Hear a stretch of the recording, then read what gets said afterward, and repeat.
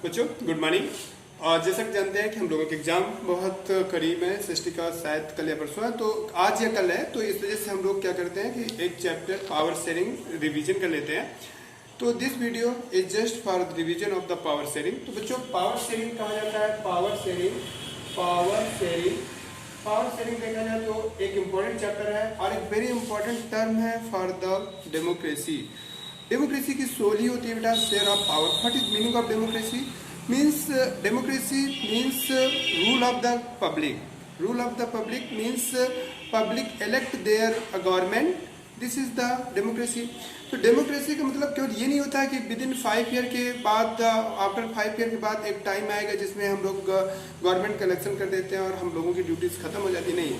और power sharing का मतलब, डेमोक्रेटिक गवर्नमेंट का मतलब होता है to engage more and more people in the nation building process, या we can say that country के फॉर्मेशन में, कंट्री के गवर्नमेंट में या कंट्री के डेवलपमेंट में ज़्यादा से ज़्यादा लोगों को इंगेज करना।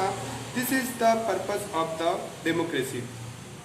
तो बच्चों डेमोक्रेसी एक तरीके से पावर शेयरिंग पर डिपेंडेड है। ज़्यादा से ज़्यादा पावर शेयर्ड होनी चाहिए। Power should be not concentrated in one hands या hand of a particular person और ए ग्रुप ऑफ पर्सन में हैंडल नहीं, शेयर स्टोर नहीं होनी चाहिए पावर। अदरवाइज वो ग्रुप या वो पर्सन डिक्टेटर भी हो सकता है। तो पावर शेयरिंग का एक कॉन्सेप्ट है, एक बेसिक कॉन्सेप्ट है कि power should B share more and more among many peoples. This is the purpose and this is the target of the democracy. तो बच्चों पावर शेयरिंग की इंपॉर्टेंस हमें इस चैप्टर में पढ़ना है। What is the importance of the power sharing? इसके लिए हमें 2 कंट्रीज के एग्जाम्पल लेने हैं। पहले 2 कंट्रीज के एग्जाम्पल पढ़ने हैं, उन कंट्रीज की एथनिक कंपोजिशन पढ़ना है और 2 कंट्रीज के एग्जाम्पल को पढ़ते हुए हमें बेटे पावर शेयरिंग के बारे की इंपॉर्टेंस देखना है कि अगर पावर शेयरिंग होती है तो हमें क्या मिलता है, तब क्या सिचुएशन होती है, पावर शेयरिंग नहीं होती है तो क्या सिचुएशन होती है और तो क्या कंडीशन होती है, ये आज हमें पढ़ना है।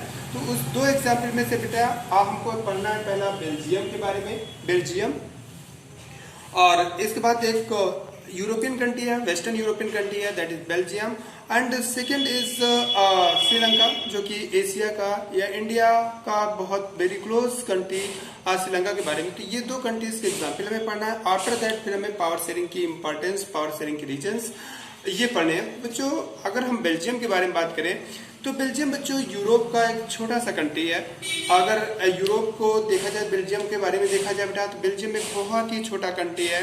अगर एरिया के एंगल्स में देखा जाए तो बेल्जियम की पोजीशन बेटे पूरी दुनिया में 141th रैंक आती है according on the base of the area, यानी हरियाणा के एरिया से भी कम, हाफ ऑफ हरियाणा के एरिया के बराबर हमारे कंट्री का एक छोटा सा स्टेट बेटे हरियाणा है। और हरियाणा का एक हरियाणा से भी छोटा एरिया है हमारे बेटे बेल्जियम का। तो बेल्जियम एक बहुत ही छोटा कंट्री है, यूरोप का एक छोटा कंट्री है बेटा बेल्जियम। और बेल्जियम की लोकेशन अगर देखा जाए बेटा तो बेल्जियम नॉर्थ तरफ से बच्चों, नॉर्थ तरफ से इसके नॉर्थ सी है, उत्तरी सागर है, नॉर्थ सी है, नॉर्थ सी बच्चों बेल्जियम के जस्ट नॉर्थ में नॉर्थ सी है। और एक तरफ बेटे ये 4 कंट्रीज के साथ अपनी बाउंड्री को शेयर करता है। बेल्जियम बच्चों 4 कंट्री के साथ अपनी बाउंड्री को शेयर करता है। सबसे ज्यादा बेल्जियम बेटे अपनी बाउंड्री जो शेयर करता है वो फ्रांस के साथ शेयर करता है। फ्रांस के साथ लगभग 556 किलोमीटर बच्चों, फ्रांस के साथ बेल्जियम अपनी 556 किलोमीटर की बाउंड्री शेयर करता है। एक कंट्री के साथ सबसे ज्यादा बाउंड्री शेयर करने का मतलब बेल्जियम का जो है वो फ्रांस के साथ है 556 किलोमीटर। इसके बाद बच्चों ये जर्मनी की तरफ से भी जर्मनी के साथ भी अपनी बाउंड्री शेयर करता है। ये फ्रांस के साथ उसकी बाउंड्री शेयरिंग है और जर्मनी के साथ बाउंड्री शेयर करता है। जर्मनी के साथ लगभग बच्चों 133 किलोमीटर की बाउंड्री शेयर करता है। 133 किलोमीटर की बाउंड्री बेल्जियम जर्मनी के साथ शेयर करता है बच्चों। और इसके बाद लग्जमबर्ग 130 कंट्री के 130 किलोमीटर के साथ लग्जमबर्ग बच्चों एक कंट्री है, लग्जमबर्ग जो कि यूरोपियन कंट्री है, इसके साथ वो 130 किलोमीटर की बाउंड्री शेयर करता है। लग्जमबर्ग के साथ बच्चों बेल्जियम 130 किलोमीटर की बाउंड्री शेयर करता है। और एक कंट्री है नीदरलैंड, नीदरलैंड के पास साथ लगभग मोर देन 400 किलोमीटर से ज्यादा की बाउंड्री को बेल्जियम बच्चों शेयर करता है। तो इस तरीके से बेल्जियम 4 कंट्री के साथ अपनी बाउंड्री को शेयर करता है और बेल्जियम 4 कंट्री के साथ अपनी बाउंड्री को शेयर करता है। बेल्जियम का जो ओरिजिनल किंगडम जो मतलब ऑफिशियल नेम है बच्चों, बेल्जियम का जो ऑफिशियल नेम है the kingdom of Belgium. Belgium का जो ऑफिशियल नेम है बच्चों किंगडम ऑफ बेल्जियम है। बेल्जियम को official name kingdom of Belgium है बच्चों। ऑफिशियल नेम ऑफ बेल्जियम जो है वो किंगडम ऑफ बेल्जियम है बच्चों, kingdom of Belgium. This is the official name of the Belgium. तो क्लियर हुआ कि बेल्जियम का official name kingdom of Belgium है बच्चों। अगर प्रेजेंट टाइम पे देखा जाए तो फिलिप लियोपोल्ड वहां के प्रेजेंट किंग है बच्चों। बेल्जियम भी जस्ट लाइक जैसे इंग्लैंड है बेटा, इंग्लैंड भी कॉन्स्टिट्यूशनल मोनार्च है। कॉन्स्टिट्यूशनल मोनार्च एक ऐसी कंट्री को कहा जाता है जहां पर ज्यादा से मतलब नाम के लिए आज भी राजा है, as a head of country constitutional head के रूप में बच्चे जहां किंग होता है उसको हम कॉन्स्टिट्यूशनल मोनार्च कहते हैं। और आज भी बच्चों बेल्जियम में किंग होता है जस्ट लाइक इंग्लैंड में होता है। तो बेल्जियम में आज भी किंग है और प्रेजेंट टाइम पे mister Philip Leopold present time पे बेटे बेल्जियम के किंग हैं। फिलिप लियोपोल्ड प्रेजेंट टाइम पे किंग ऑफ बेल्जियम है और जो कि 2013 पे ही बने हैं। 2013 पे ही फिलिप लियोपोल्ड बेल्जियम के किंग बने हैं। प्रेजेंट टाइम पे फिलिप लियोपोल्ड और बेटे बेल्जियम के किंग हैं और बेटे वहां पर इलेक्टेड प्राइम मिनिस्टर होता है और सोफिया विलेम्स इस समय सोफिया कहीं पर सोफी कहीं सोफिया विलेम्स इस समय बेल्जियम की लेडी प्राइम मिनिस्टर है बच्चों। इस समय बेल्जियम में लेडी प्राइम मिनिस्टर है और उनका नाम है सोफिया विलेम्स। प्रेजेंट टाइम पे पीएम ऑफ बेल्जियम है। और तो बच्चों इस तरीके से वहाँ मोनार्चियल है और डेमोक्रेसी भी है, डेमोक्रेसी लेकिन रिपब्लिक नहीं है बिकॉज वहाँ हेड ऑफ जो किंग होता है वो बेटा बेल्जियम होता है। अब वो किंग होता है तो किंग इस समय भी कॉन्स्टिट्यूशनल मोनार्च है बच्चों। अगर वहाँ के बारे में देखा जाए, वहाँ की पॉपुलेशन के बारे में देखा जाए बेल्जियम में, तो बेल्जियम बेटे का एक छोटी सी पॉपुलेशन है जब बेल्जियम की और अकॉर्डिंग टू नियरेस्ट सेंसस के हिसाब से वहाँ की पॉपुलेशन लगभग बेटे 1.25 करोड़ से भी कम है। लगभग 1 crore 15 lakh population of the Belgium है। तो हम इस बेल्जियम के एक खूबसूरत से कंट्री के बारे में पढ़ रहे हैं। बेल्जियम के बारे में कंट्री के बारे में अगर और हम कुछ एक्स्ट्रा नॉलेज लेना चाहें तो बच्चों मैं आपको बता दूं कि बेल्जियम में सबसे ज़्यादा एक्सपोर्ट करने वाला चॉकलेट्स, मोस्ट ऑफ आप लोग चॉकलेट के शौकीन होंगे तो बेल्जियम अगर चॉकलेट खाना बच्चों तो बेल्जियम बेटे दुनिया में सबसे ज़्यादा, दुनिया में सेकेंड लार्जेस्ट चॉकलेट का एक्सपोर्टर है। Belgium is the second largest chocolate का एक्सपोर्टर है आफ्टर जर्मनी बेटे दुनिया में सबसे ज़्यादा चॉकलेट को एक्सपोर्ट करता है। यही जो आपकी जो भी नाम होता हो सिल्क मिल्क जो भी होते हैं तो ठीक है। तो बेटा जो भी ये चॉकलेट्स होती हैं इन चॉकलेट्स में जर्मनी के बाद बेल्जियम सेकेंड लार्जेस्ट कंट्री है मतलब second largest country to export the chocolates after Germany दुनिया में चॉकलेट सबसे ज़्यादा एक्सपोर्ट करने वाला बेटा कंट्री है।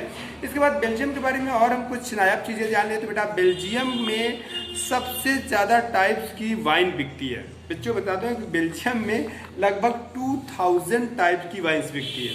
समझ लो कि बेल्जियम में सबसे ज़्यादा वाइन। तो बेटा ये दोनों लोगों के लिए बेटा चॉकलेट खाने वालों के लिए बेस्ट प्लेस है बेल्जियम और ड्रिंकर्स के लिए भी बेस्ट प्लेस है बेल्जियम, क्योंकि बेल्जियम बेटा क्या नाम से बेल्जियम में सबसे ज़्यादा अमाउंट में सबसे ज़्यादा वैरायटी ऑफ अमाउंट में नहीं सबसे ज़्यादा वैरायटी ऑफ वाइन्स बेल्जियम में ही मिलती है। और इसके बाद बच्चों और अगर हम बेल्जियम के बारे में देखें तो बेल्जियम का एक बहुत बड़ा बिजनेस बच्चों वहाँ का हीरे की तराशी है। हीरा सबसे ज़्यादा पाया नहीं जाता, मैं आपको बता दूं हीरा सबसे ज़्यादा अफ्रीका में होता है, लेकिन बच्चों सबसे ज़्यादा हीरे की तराशी, हीरे को एक शेप दे करके और उसको ब्राइटफुल बनाना, दैट ये बेटा बेल्जियम का एक मतलब बहुत बड़ा बिजनेस है। और कहा जाता है कि दुनिया के 84% बेटा 84 या 85% से लेकर 84 से 85% दुनिया के हीरो की तराशी, जो हीरो को एक शेपिंग दी जाती है, हीरो को जो चमकदार बनाया जाता है बेटा उनको एक शेप दे करके रिफ्रैक्टिव इंडेक्स या रिफ्रैक्शन एंगल को बढ़ा करके, जैसा कि आप लोग पढ़े होंगे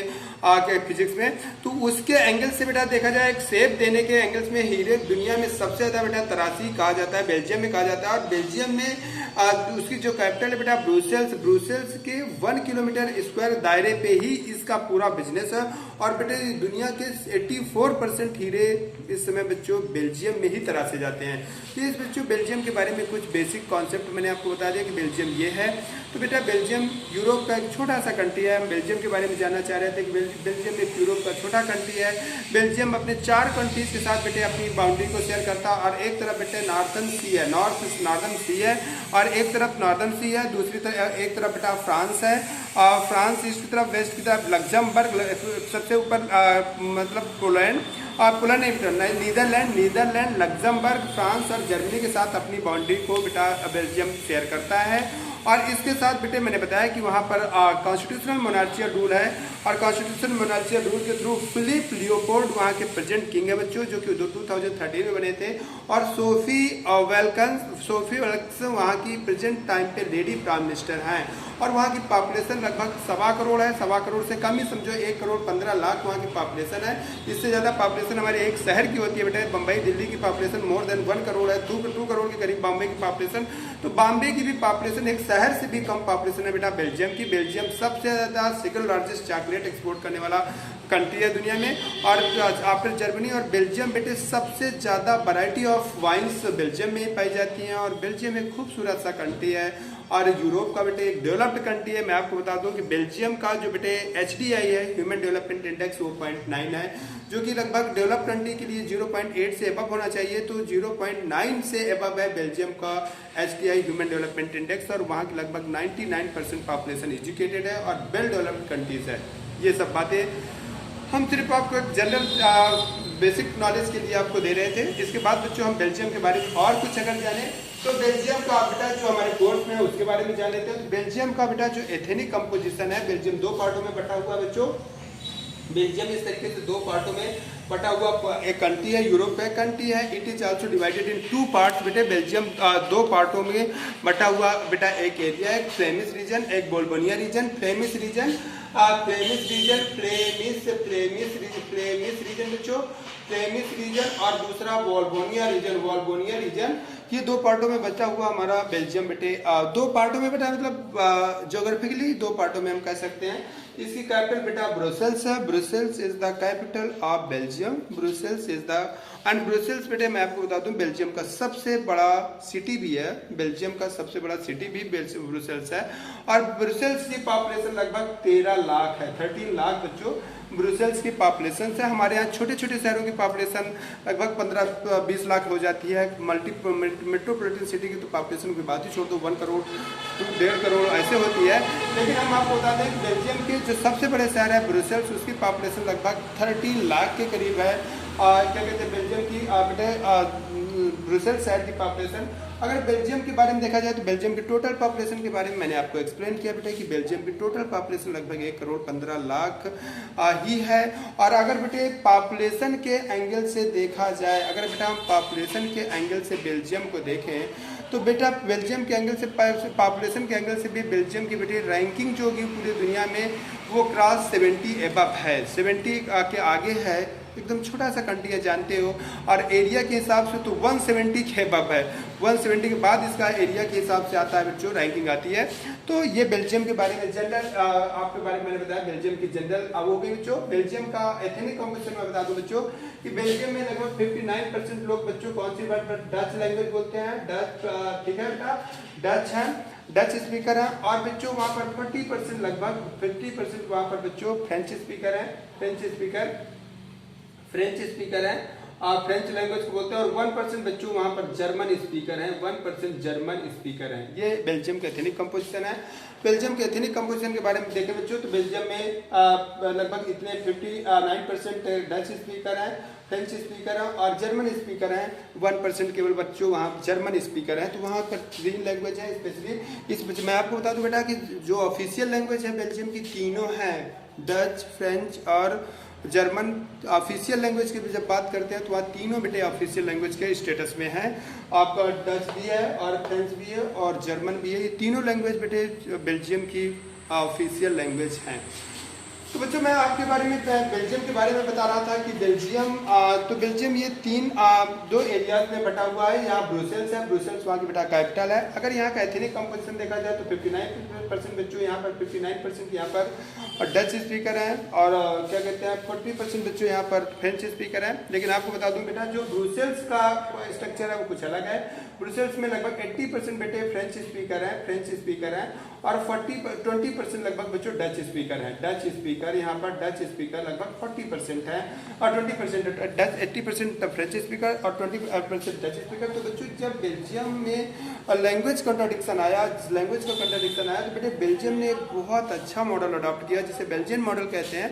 और बेल्जियम ने क्या किया कि अपनी पूरी पावर को दोनों कम्युनिटी के बीच में शेयर कर लिया। दोनों कम्युनिटी के बीच में उसने अपनी पूरी पावर को शेयर कर लिया बच्चों। और उसने कहा कि हमारी दोनों कम्युनिटी के बीच में मेजर कम्युनिटी है चाहे फ्रेंच, उन्होंने 1% जर्मन स्पीकर के होते हुए भी बेटा जर्मन लैंग्वेज को उन्होंने अपनी ऑफिशियल लैंग्वेज का स्टेटस प्रोवाइड किया है। जो 1% होते हुए 1% वहाँ की पॉपुलेशन जर्मन होते हुए बेटे उन्होंने जर्मनी को अपना स्टेटस प्रोवाइड किया, जर्मन लैंग्वेज को भी ऑफिशियल लैंग्वेज का स्टेटस प्रोवाइड किया। तो इस तरीके से बच्चों वहां पर 80% फ्रेंच स्पीकर और 20% डच स्पीकर वहां की बेटे किसकी बात बता रहे हैं हम बेटा, ये क्या कहते हैं ब्रुसेल्स में बेटे एक इंपॉर्टेंट चीज है कि यूरोपियन यूनियन का हेड ऑफिस भी ब्रुसेल्स में है। मैं शॉर्ट में आपको बता दूं क्योंकि बेटा रिवीजन क्लास है इस वजह से बहुत स्टैंडर्ड नहीं बताना चाह रहा, लेकिन ये यूरोपियन यूनियन क्या है बच्चों की जब 1992 में कोल्ड वार खत्म हुआ और पूरी दुनिया यूनिपोल में कन्वर्ट हो गई और फ्रांस ने एक्सेप्ट कर लिया अमेरिका के सामने, यूएसए के सामने। मिस्टर उस समय बोरिस येल्त्सिन बेटे रशिया के प्रेसिडेंट थे और मिस्टर क्या नाम जॉर्ज सीनियर बुश 1992 में जॉर्ज बुश के फादर थे जॉर्ज सीनियर बुश, जो कि अभी बेटे इनके पहले मिस्टर जो अभी present prime minister president of America हैं, इनके पहले बेटे वहां पर जो बराक ओबामा थे, बराक ओबामा के पहले वहां पर जो प्रेसिडेंट थे बेटे वो जॉर्ज बुश थे।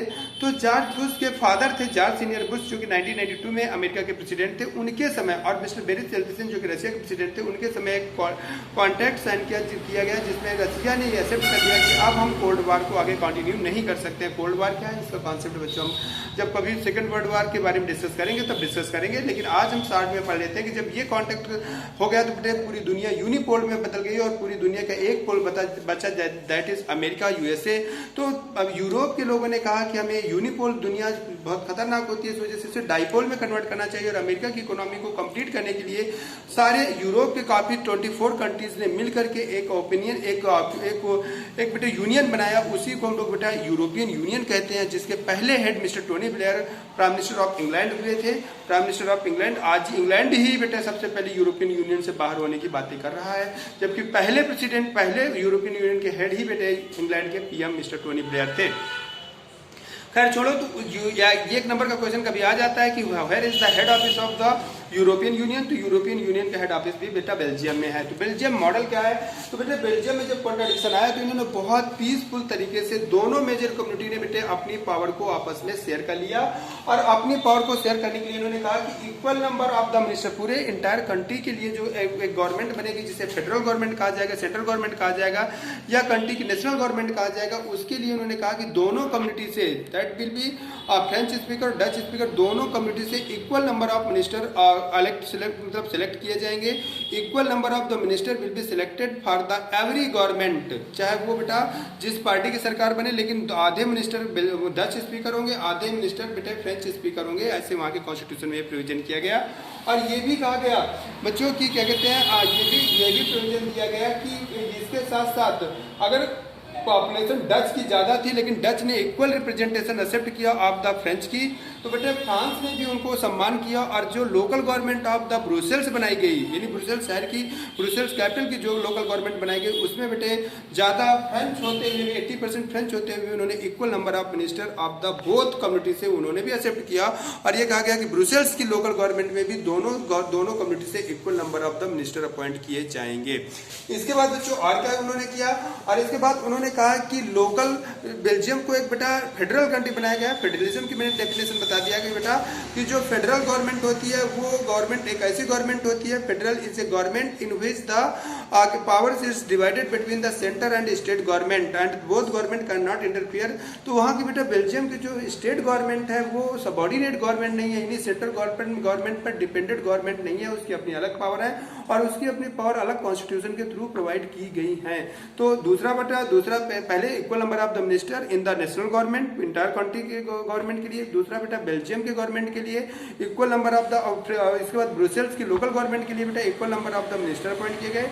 इसके बाद तीसरा आई एम एक्सप्लेनिंग की तीसरा वहां पर बच्चों जो बताया गया कि तीसरा मैंने बताया गया कि वहां पर फ्रांस जर्मन के लिए इक्वल नंबर ऑफ मिनिस्टर। इसके बाद बच्चों वहाँ लोकल कम्युनिटी के लिए एक गवर्नमेंट अलग सेपरेट कम्युनिटी की प्रॉब्लम को सेटल डाउन करने के लिए एक कम्युनिटी गवर्नमेंट बनाई गई, एक लोकल गवर्नमेंट बनाई गई जिसे कम्युनिटी गवर्नमेंट कहा गया और इन दोनों कम्युनिटी की अलग अलग लोकल गवर्नमेंट है। और इसके बाद बच्चों मैं आपको बता दूं वहाँ की जो वहाँ एक फेडरल कंट्री बनाया गया बेल्जियम को, छोटा कंट्री होते हुए भी मोस्ट ऑफ छोटे कंट्री बेटे यूनिटी कंट्री होते हैं, लेकिन बेल्जियम एक छोटा कंट्री होते हुए फेडरल कंट्री बनाया गया और ये कहा गया कि वहाँ की state government subordinate government of the central government नहीं होगी, बल्कि उसके अपने खुद के पावर होंगे और वो अपने खुद के पावर को एक्सरसाइज करेगी। और इसी मॉडल को बच्चे हम लोग Belgian model of power sharing कहते हैं। और इस तरीके से मैं आपको कहूँ कि बेल्जियम में देखा गया बेटा पावर को शेयर किया गया दोनों कम्युनिटी के बीच में और दोनों मेजर कम्युनिटी के बीच में, दैट इज डच स्पीकर और फ्रेंच स्पीकर। और रिजल्ट इज कि बेल्जियम में आज बेटे एक डेमोक्रेटिक कंट्री बेल्जियम, एक डेवलप्ड कंट्री बेल्जियम, एक पीसफुल कंट्री बेल्जियम, एक प्रोग्रेसिव कंट्री बेल्जियम, एक प्रॉस्परस कंट्री के बेल्जियम के रूप में आज बेल्जियम बेटे अपने आप को सस्टेन कर रहा है, क्योंकि दोनों कम्युनिटी वहाँ सेटिस्फाई है, दोनों कम्युनिटी इक्वल रिप्रेजेंटेशन रख रही है और दोनों कम्युनिटी आपस में से पावर को शेयर कर रही हैं। और रिजल्ट इज बेल्जियम एक डेवलप्ड कंट्री के रूप में सर्वाइव कर रहा है, एक प्रॉस्परस कंट्री की, एक पीसफुल कंट्री के रूप में, जहां की एचडीआई और लिटरेसी रेट बेटे एचडीआई वहां का 0.9 जो कि एक मोस्ट डेवलप्ड कंट्रीज के रूप में काउंट किया जाता है वो है बच्चों। तो ये है Belgian model of the Belgium का मॉडल। तो ये बेल्जियम की कुछ नॉर्मल जानकारी रही। इसके बाद बच्चों हम लोग क्योंकि हम लोग रिवीजन क्लास ले रहे हैं इस वजह से थोड़ा शॉर्ट में ही पढ़ेंगे। इसके बाद बच्चों हम लोग श्रीलंका की बात करते हैं। श्रीलंका भारत से कुछ किलोमीटर दूर, हम लोग जानते हैं बेटा इसे पाक स्टेट कहते हैं और ये क्या कहते हैं स्टेट कहा जाता है बेटा दो बड़ी जो वाटर बॉडीज को जोड़ने वाली। देखो इधर देखो बेटा अरबियन सी है और इधर बे ऑफ बंगाल है, बे ऑफ बंगाल को जो जोड़ती है उसे स्टेट कहते हैं। तो यहाँ इस स्टेट का नाम पाक स्टेट दिया गया। पाक स्टेट सेपरेट करती है किसको बच्चों, श्रीलंका और भारत की मेनलैंड को, भारत की मेनलैंड और श्रीलंका को सेपरेट करती है पाक स्टेट।